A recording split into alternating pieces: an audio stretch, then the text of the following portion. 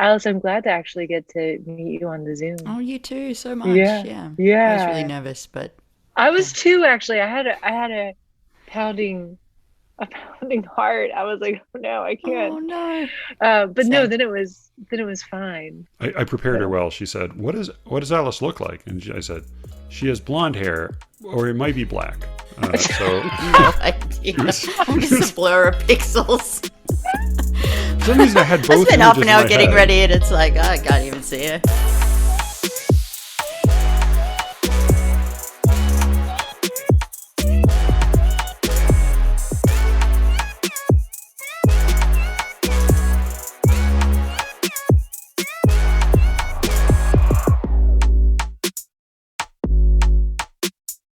Hey everybody, it's Matthew. I'm releasing this little silly bonus episode early because I'm working on editing a really good, strange interview with an actually well-known podcaster that I will be releasing a little bit late. So I wanted to give you something to tide you over. And for all those of you subscribed to the Secret Show, I know I initially said I would release this on there, but I will have something else very good for you coming up soon. Thanks so much for your patience, and I hope you enjoy. This is Joanna, Alice, and me talking about the absurd Netflix documentary series Bad Vegan, and a couple other things. All right, thanks so much.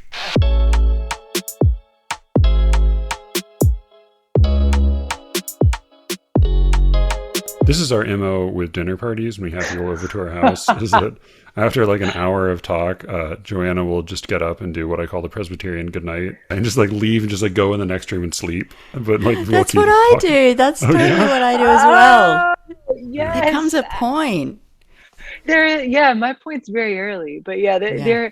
there comes a point. Yeah, Alice, that's great. I can't wait to come to a party in Australia, and then we'll each just like leave at a certain point and just go to That's right. sleep. I can't wait. See you later. Yeah. And Joanna also does like the like earplugs, face mask, noise machine, fan, just Oh, total, that's great. So yeah, Yeah. she's Oh, cocooned. fan, just like Kathy Hilton. Does Kathy Hilton use a Did fan? she do a fan? Yeah, she does a fan. She's famous for it. Oh, all right. Is Oh, this a But Real Housewife person? yeah, she's the mother of Paris Oh, Hilton, Paris. Oh, right? okay, I see. yeah. Yeah. All right, very good. Well, that will be in a future episode, I fear.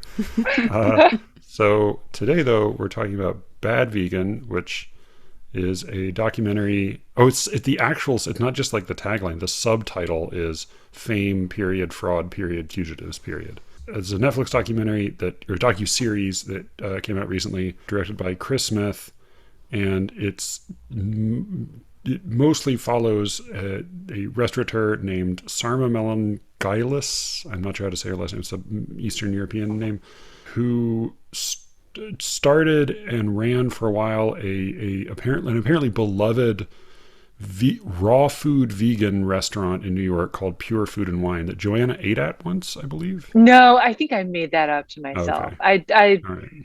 I think I ate at a vegetarian restaurant in New York, and I was like, I think I ate there. It was Yeah, definitely that spot, but I don't know that that's a yeah. fact. Joanna is the Yeah. Anthony Stranges of our marriage.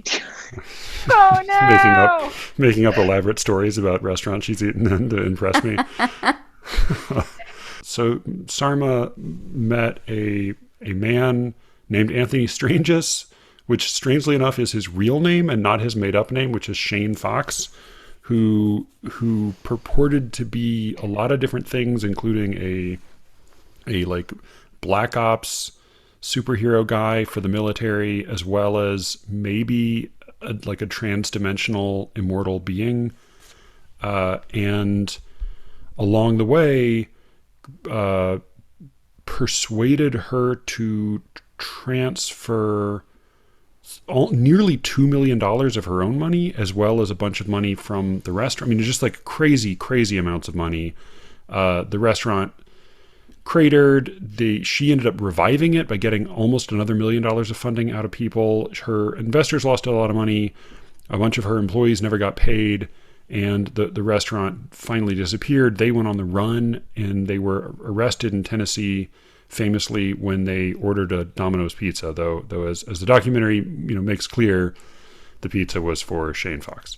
So Joanna had, I would say, like a primary, very vocal emotional response to this. And then I'm wondering what yours was, Alice, and whether they were the same. Because mine, I think, was finally a little bit different. Yeah, the further I've got away from watching it, the more I just feel like, what a horrible thing, and why is this on Netflix?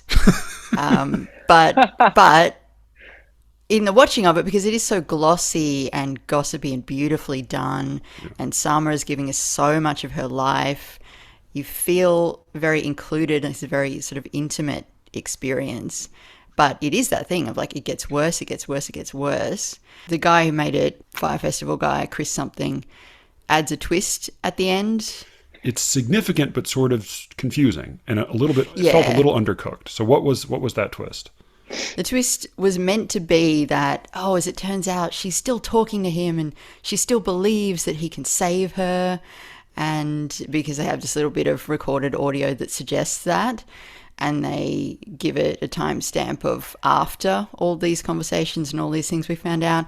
But Sama has a blog, and she has been very vocal in saying, that's not what that is. It is staged. It is not what it sounds like. But it seems right that that's what Fire Festival guy would do. Right, yeah. Because you can't have to have that in these documentaries. You have to have that little moment of, oh my God, it's even more salacious than I even realized. Yeah. The other thing he does about 20 minutes before the end is he has a couple of the talking heads speculate in like pretty confident but vague terms about how actually Sarma was trying to play him the whole time. Mm-hmm. They got married. He asked her for wire transfers after wire transfers, and supposedly there was some of this was based on this. It was sort of like a character test, and some of it was he claimed to be extremely wealthy and he could pay off all of her business debts, with a snap of his finger, but he was holding off to test her, just like he was building up his meat suit, as he called it, and getting very obese to test her and being mean to her to test her. And he also got her mom to like wire him like $400,000. But the claim at the end is, she was actually kind of a gold digger and she was marrying him because all she really cared about was the restaurant. And so she was marrying him to get his money. That's insane. I mean, what? So much gold there, right? Yeah. I mean, she could have just hooked up with one of Alec Baldwin's friends or something. I think the whole time I kept thinking to myself, where is this woman's decision making? Like that was what I was so bewildered by. Like she has her wits about her well enough to start a restaurant and make it successful. And she was in business school or something. So she was in business school. She started a restaurant. At Wharton. It was a good business school. And she went to Wharton. Yeah, she went to Wharton. She started a restaurant. So it's like she's got a few brain cells flickering up there. And then just like at every turn, even, what was the name of that friend in Pigeon Forge? Dusty? What was his name? Yeah, Dustin, I don't maybe? remember his name, but I love him. The I love Chipotle him so guy. much. Really nice guy in Chipotle she made friends with. I feel like that's the kind of friend you should have been making. I love Dusty. I never want to speak ill of Dusty, but instead, like, of all the people you might reach out to get help from, like maybe like a strong Oprah Winfrey-esque woman, like anybody really, you're like, Dusty and the Chipotle. I don't get her decision making throughout, and so I kept trying to figure out like what is going on. You didn't get a sense that she had a lot of good confidants or like just Leon, her dog. She could lean on, or like advisors, or like very devoted to a dog. And that's part of the homeless man, the homeless mafioso. Yeah, he did. Yeah, he had a little bit of a Sopranos extra energy to him, but I liked him. Yeah. Well, I liked him too, but Alice, maybe you've got a thought on this, but that was it. It was like Dusty, the Chipotle guy, and like, this guy from The Sopranos that she met on the rough streets of New York. Like, those were her two best buddies. And meanwhile, she has a restaurant where like Alec Baldwin and presumably all of these kind of like well situated. I don't know. It was just like, I was like, there was something wonderfully romantic about it. Like, oh, I'm going to befriend this mafia homeless man. Mm-hmm. But it was also just like the actions of a person who's got no judgment, like. So like one of the things that this guy promised her was that her dog would live forever. Like he could make her dog live forever if she passed his test. And so I think like Joanna, like one of you, like you have a pet peeve for people who are tricked by things or get like people who are gullible and get tricked by tricksters. I want to hear Alice's sort of like humane and thoughtful response to the, because I feel like I'm giving this woman a hard time. She went through the wars. She's been through the wars. She wore pigtails, which was also she wore Alice, please tell me what you think. Yeah, to me, I do understand her decision making. Yeah. Because to me, it's a story about self-esteem. Yeah. She meets Shane Fox after her divorce, and having now read the 5,000 odd word blog entry written to Shane in rage after it's all kind of happened, you get this sense in there that guy, the guy that she divorces at the start, really did a number on her. So Shane comes in when she's at a really low point. Yeah. And not that I think I would believe that somebody could make my cat live forever or pay off all my debts or ever like go to the extremes that she's gone to. I have definitely been in relationships with people where they have strung me along and promised things. And because I wasn't feeling the best about me, I was like, okay, well you drive. I don't really know. Yeah. Can you relate to that or not? Oh yeah, no. This is like the most compelling interpretation that I'm hearing of it. So like and it's also bringing, maybe this gets into like what gets left out of the story. I think like you bringing in like even that detail about her divorce. I don't think you quite just watching it quite get a feeling of like what a number that's done on her. But no, I mean, yeah. I think you maybe, I buy what you're saying. And it's like the details of this are ludicrous, but like maybe that's the emotional trajectory. And it's so slow, right? Like it starts off with he's all glamorous and he's got to go save the world. He's a soldier. Yeah. He's making heaps of money, but he can't really tell you exactly how. And the best thing that I saw, somebody was just writing about it and saying, you know, the worse it gets, the more important it is that it's true. Yeah. Because sunk cost. If she's been played to the tune of $1.6 million, then what does that say about her? So it has to be true. Yeah, I certainly believe that. And so then she wants like the mafia man, Dusty and Chipotle. It's like that. To clarify for listeners, there is no mafia man, but there is a very kindly homeless man who has a kind of a paternal. He was Joanna grew up in a small town, and so his accent suggests to Joanna that he is in the mafia. He was like a charming homeless man with a New York accent. No, yes. Matthew, he was like, I'm gonna go down to Tennessee and murder them and get her back or something. He said something. He said he was going to break her out of jail. He didn't say he was going to murder anyone. I don't believe. I'm pretty sure. He might have intimated that he might murder someone. I think he did. I think I think he was. He definitely has ordered a hit on somebody. I mean, in my documentary, that is heavily implied. No Catholics, Jews, or Italians in the small town where Joanna grew up, I think is the more. No, there were. They just weren't in the mafia. Okay. We had a lot more Dusties from Chipotle, in fairness. And then the other thing that you sort of only learn partway through is that this guy she kept wiring money to this guy who was her husband. Like they had very little transparency in their finances, despite being married for most of the time. But he was a compulsive gambler. And so he kept making promises about just a little longer, and this is going to all you're going to be really rich soon. I'm going to reveal all this.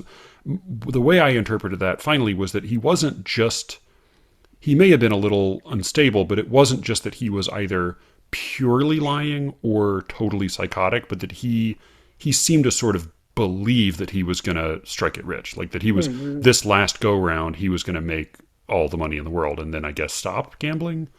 But instead he just lost it all. He's like, like Anthony Strangest. And he's like, well, what's the coolest name that I can come up with? Shane Fox. So it's just like very, and the early, like, because they meet online, it's like the early photos that you see of him, he looks a little cooler and a little more handsome and a little like he looks like a tough Shane, guy. Yeah. Shane Fox. And even when they first met, those photos were pretty out of date, it sounds like. So I found this thing, because I did not read the whole entry, but I found the same blog, which is just in all caps on Sarma's blog. It says, "Bad Vegan is not a documentary." So I saw that. Did you, Alice, watch the Perpetual Pup video?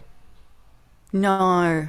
Yeah. So I think I want to share it because this is Netflix made pseudo-viral marketing for the documentary, and this is one of them. And watching this, I thought, like, to me, this makes Netflix look bad. It's like a 1-minute thing, so let me see if I can pull it up real quick. Yeah. The only redeeming thing about the Netflix thing is that they paid off all their dets after the doco. So. Oh, did they?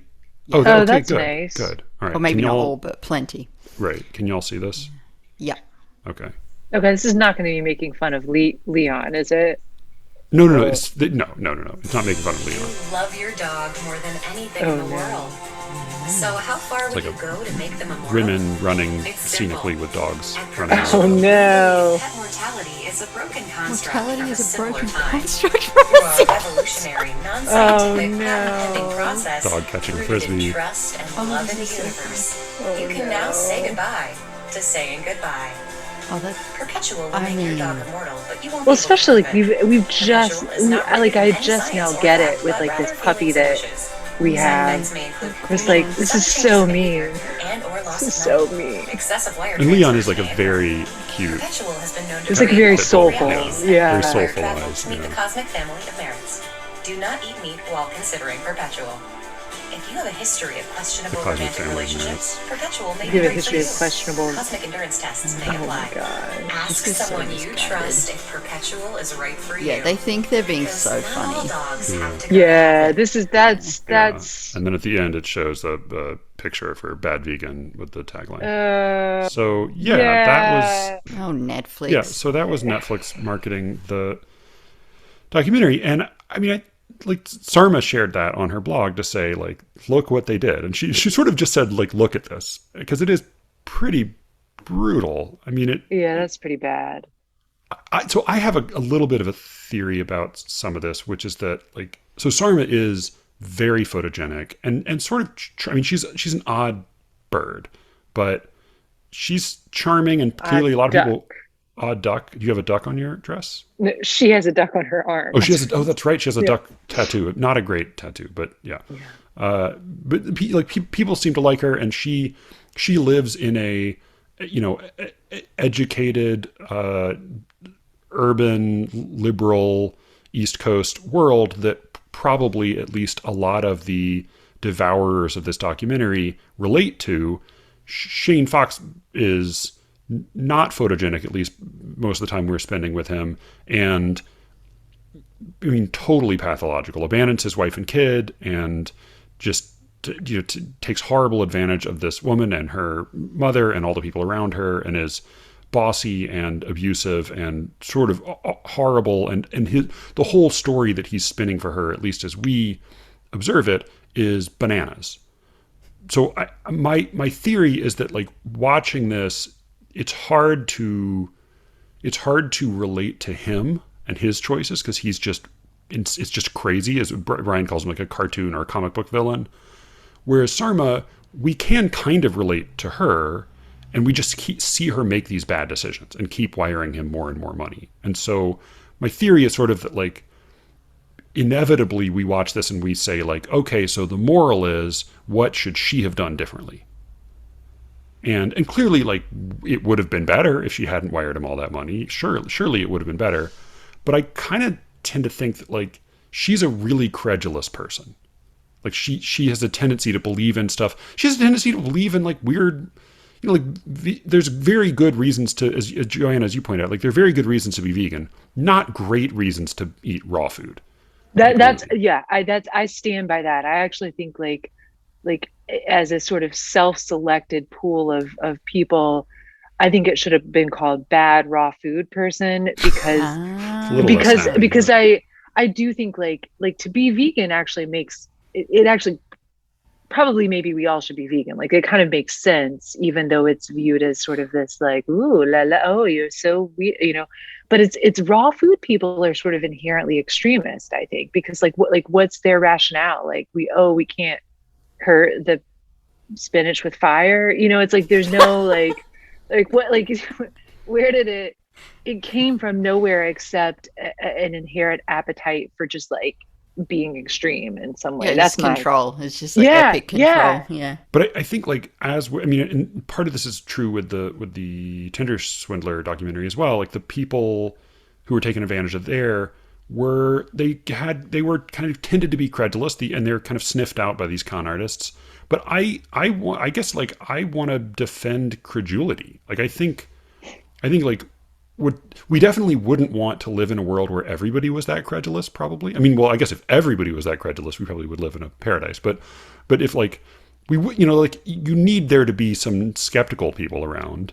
But I think like the problem is not that like she shouldn't have believed him and she should have been a more skeptical person. I think there are great like gifts that come with credulity, and it's probably good for us to have some people who really think that way in our company. Like it's good for us as a culture to have some of those people around.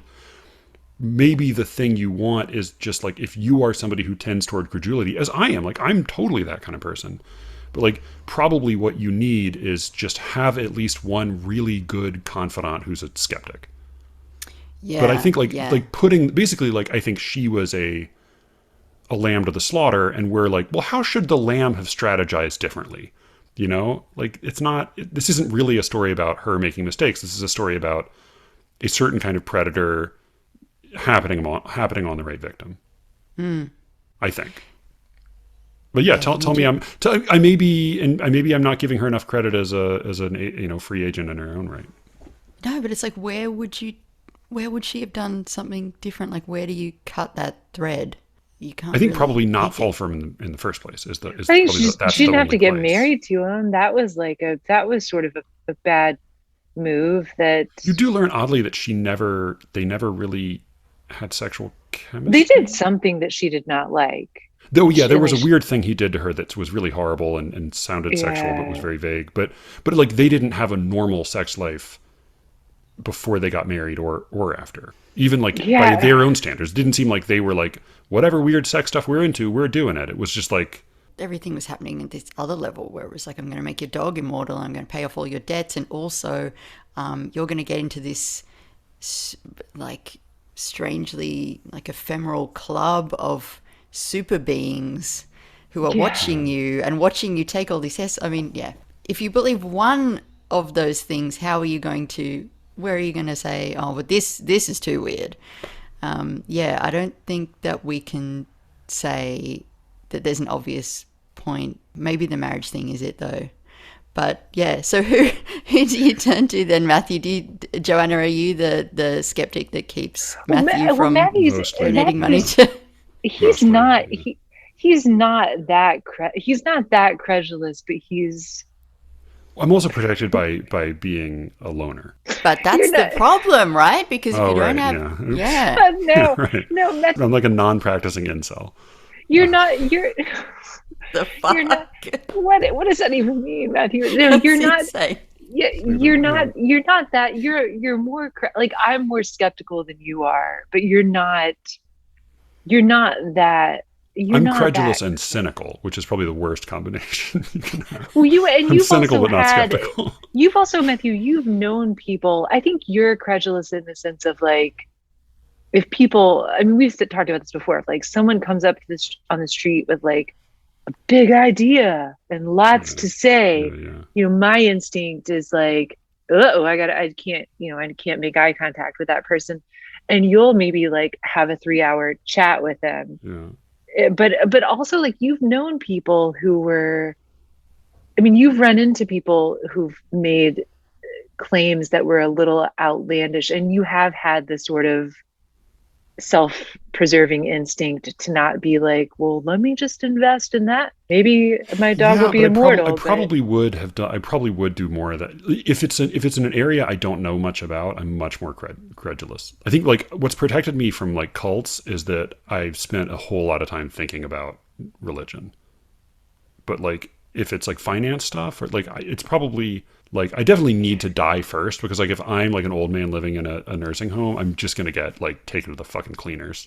You might get duped. That may be the time period when someone comes in and says they're gonna make your dog immortal, and you're like, yes, yes, ma'am. It's okay, because Brian will be there being like, what the fuck? Exactly. Yeah, that's true. I have some good skeptics in my life. Yeah. Alice, I feel like you may be like somewhere on the spectrum between Joanna and me, I feel like, when it comes to this. I'd love to. When I was younger, I definitely, just want to believe. You're like a credulous, like poetry person to some extent for a while. Yeah, for sure. I don't even really know how to articulate what I think about that, but yes, was more credulous and thought that would somehow help me, if I denied when I felt like, I think this might be bullshit. It's like, no, it probably isn't bullshit. Like, just go with it. It'll be fine. There'll be a happy ending. You thought what would help you? What do you mean? Like believing in something that on reflection, that probably was nothing. So, stuff in the poetry world. Creativity in general. Like when I think about how Sama is in this, I think about my own sort of creative relationships and how it is so easy to just see someone who seems to have the thing that you want and then just go all the way to the end of the line and then be like, no, they didn't ever have the thing. You just gave them the thing. You just made it up. Yeah. You mean like an aura of success or importance or like goodness? Yeah. Yeah, or just talent. Oh, yeah. Well, I mean, that's all of poetry, sort of. I feel like the aura of, a little bit, in two. Yeah. No, I think there's some of it. No, that's certainly true. Say it. Yeah, go ahead and say it. Were you afraid of offending poetry people that you? Yeah, please. I just think there's a lot of. I think that's what it is about why I love these scam documentaries. But then I'm always like, sort of like, what? I think I want to. It's like when we watched that movie, Martha, Mary, May, Magdalene. Martha, May, Marlene. Good movie. Yeah. Really good movie. Yeah, it was movie. the first big thing, or first thing that Elizabeth Olsen was in that broke her out a little bit. It's good, Alice, if you haven't seen it. It's about a cult leader. And I just feel like anytime I like watch a documentary or hear a podcast and it's like a cult leader or a famous scam artist or whatever, like I just see them and they're not magical enough for me. And it's like I sort of want to believe, like I sort of want to be taken to the limit of like the point where like it is credible to me. And I am like, and I sort of am like, ooh, that person's got the dangerous power over me. And I see them and I'm like, look at that old Anthony Strange's dud spouting nonsense, rubbish. I'm like, it's like not special. It's not, the people who are going to trick me, it's like my mechanic, because I'm, utterly ignorant about it's like people are going to trick me if like, I'm like, oh, the HVAC's broken. And they're like, well, it's going to cost $1 million. I'm like, I guess I have to pay $1 million. Like that, that's where I'm going to trick. But I think it's like, I want to feel, I'd actually be very curious. This is what I think when Adrian and I were talking about the Tinder swindler, like I sort of like want them to be dazzling and compelling. And then when I see them, I'm like, you're just a dud. And maybe it's because I'm not in it. Maybe I'm not like in the Sarma emotional, divorced, like licking my wounds, raw food place, but I don't know. Yeah, no, it sounds like you probably don't have those vulnerabilities, which is great.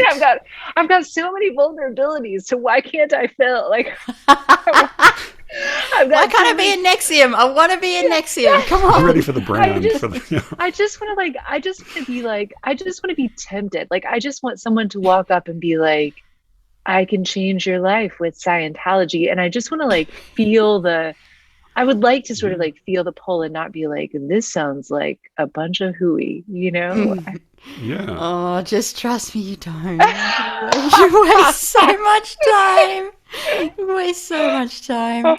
But there is something like I think like there are a lot of disadvantages to being credulous, but one of the advantages is you get to experience belief.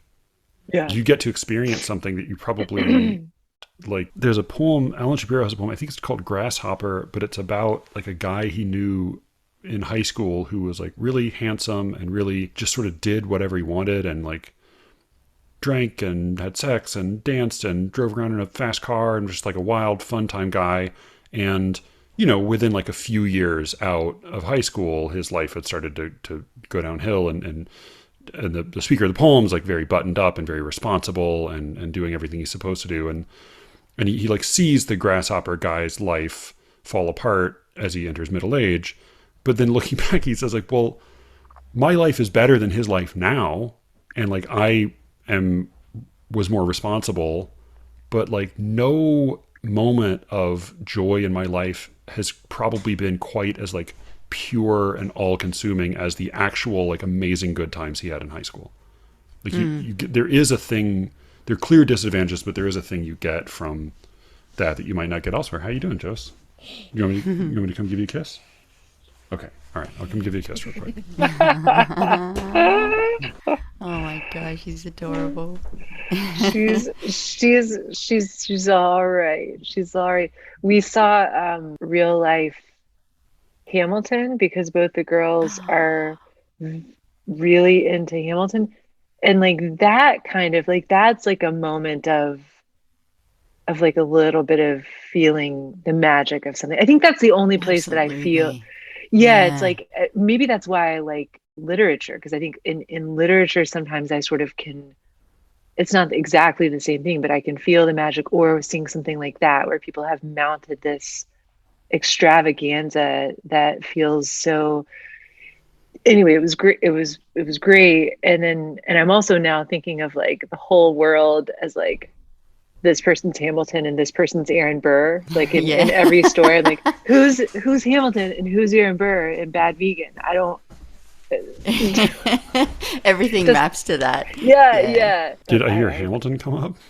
Oh yeah. I just Josie Hamilton, and I was saying like I can feel the magic in something that I think that's why I like, you know, literature, why I like enjoy it. Like that's where I can, that is the one place where not 100% reliably, if it's not good enough, but I can like get that sort of sense of like magic, and I'm dazzled by it. Like I'm swayed by it. I occasionally with very charismatic people that I meet, I mean, not enough that I would give them millions of dollars so far, but yeah, I totally know what you mean. Yeah. We got to go see Hamlet the other night, and there is just something about people, you know, on a stage and what they're doing. I was saying to Tom at the intermission, I was like, these people are doing a Herculean thing. Like, how do you deliver those lines without, like, oh God, I just cannot get my head around how they did it. And it is, I guess it's like, I guess it's the sublime. I don't know. Yeah. I think Alice, I think you're right.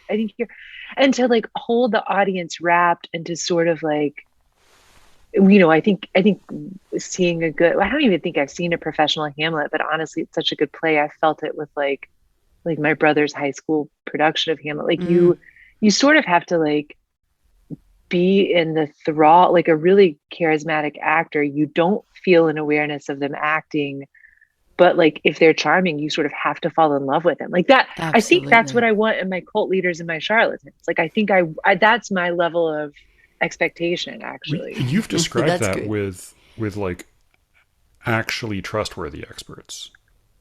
Yeah. Right? Like Yeah. doctors. Oh yeah. Under the right circumstances. Oh yeah. If I'm in a vulnerable position, I can have that feeling of sort of imprinting on like like a capable authority figure with a kind of something. It's not quite, I wouldn't put that as the same as like the charlatan magic feeling. It's more of like a baby bird imprinting, but yeah, but I wonder if it's not, I mean, like in your case, it's grounded in a real service and real expertise, but it's still like an emotional response sort of above and beyond the circumstances. I wonder if that's not... She imprinted on Shane Fox. There was clearly like a while when there was nothing he could say that she wouldn't acquiesce to. And that didn't seem to be, I mean, some of that was, he was definitely a bully. Yeah. But at least some of that seemed to be that she did credit what he was saying and seemed not only to believe that he was telling the truth, but to believe that he sort of had her best interests at heart. I mean, that's got to be what happened. No, I mean, and I mean, yeah, I mean, y'all are. I'm acting real put out with her for striking up a friendship with Dusty and Chipotle, but I like Dustin was great. He was a good influence. He was the best. I mean, he was the best. Can we also say that Anthony Strange's first wife, just like a practical, ready to crack some knuckleheads, like she just was like. I was like, let's let her be the star of the documentary where she just like straight talks about like what Anthony Strange's was up to. And it's like, you know, she came out all right. She came out stronger. She's so at peace with it. She's like, yeah, he totally played me. I mean, he's charming. What can I say? Yes. And she was just like, she was so matter of fact and just like, she was like, oh yeah, I know what he does. Like I loved her. I loved her. No, I mean, I think it's right, you know, and I think like, you know, y'all are right. There's a dynamic of emotional abuse that creates a sort of insular world of emotional manipulation. And it's like when you see someone in it, until they can extricate themselves, their decision making is just. Oh my God. I'm watching this happening with a friend of mine right now who will never listen to this, but like she's obsessed with this guy and like he's a fuckwit. Like he's the fucking worst. And she just loves him. Yeah. Like, no. Is the connotation of fuckwit, is that like he's stupid or he's like a jerk or what's he's a jerk. Okay. He's mean and cruel and you know, she just handed over herself. And that's the thing. You can't do anything. You can't you can't sit there and be like, well, can't you see? Like, because she can't see. Yeah. Yeah. The other thing I wonder about with something like this is that this is clearly like such an extreme situation, both because he was so abusive and so effective in his abuse, and because she was not only a vulnerable personality, but somebody who had access to so many resources. Like it was sort of a perfect storm. And that's part of what makes it an interesting story, because the stakes are relatively high compared to like most people's emotional, you know, romantic drama. But it makes me wonder, like, how common are lower key versions of this? Just so common. Yeah, I think very common. Just so common. Yeah, I think so too. But you're right. They read like just like a classic, like bad boyfriend scenario. Well, probably. Let's be real. Often bad boyfriend. I'm sure there's some bad girlfriends too. But sorry, it just occurred to me like this is the plot of Portrait of a Lady. Like it doesn't. She ends up having. She's not left with nothing in the end. She doesn't go to prison, but that figure, maybe like particularly in the high age of the marriage plot, this kind of scoundrel was like a prominent figure in like fiction and society. You're right. It is sort of a marriage plot. Washington Square is a bit the same. I haven't read. Yeah. Washington Square is one where it doesn't come off, but it still ruins her life. Like her dad forbids her from marrying him, but it's still, she never gets over it. No, Washington Square is so, it's like the saddest, most beautiful novel in which like truly nothing happens. Oh God, it's amazing. Yeah, I want to reread it. Maybe, I should reread that and we should talk about it. But so Joanna, parting shots. Women, grown women don't wear pigtails. I mean, I do stand by that as a, I do stand by that belief. And I do think there was something where like her place of vulnerability was such that it was like she was like surrendering her agency and like reverting into a pigtailed state of submission. God. Yeah. Totally. And then and so like I just feel like you like, dress for the job that you want, or whatever that expression is. Just like don't wear. But she had the job she wanted. I mean, that wasn't the problem, right? Dress for the relationship you want. Dress for the life that you. Just don't wear pigtails. I mean, maybe like just don't. It's like my one style rule. I only have one.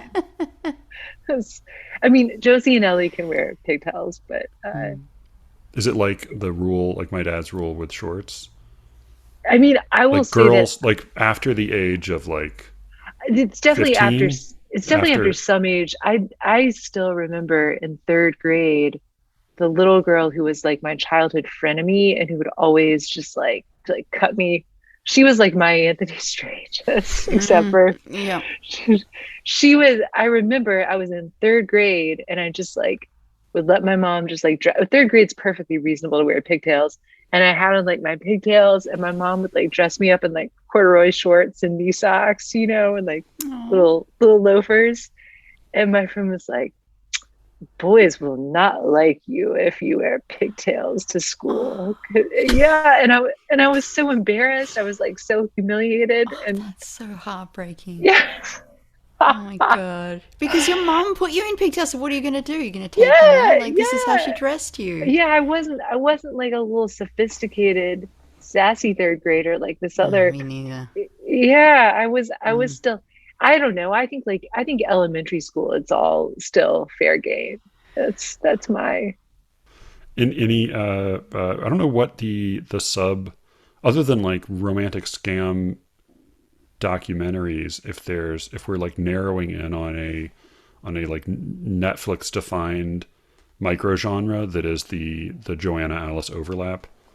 All I know is I love Selling Sunset, and so Alice, if you get into that, then we should reconvene. Sure, yeah, I'll watch Selling Sunset. Oh, Selling Sunset is Why good. not? You also don't feel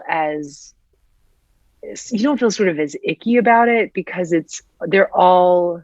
I feel pretty. It's more of that sort of like Bravo realm of like they're all callow rich people who are infighting and being like, but nobody's like life has been ruined in Pigeon Forge. You know what I mean? Like it's not like totally. Yeah, no, that's much easier. And to be honest, I've been struggling to get through Real Housewives because I just can't stand the fighting.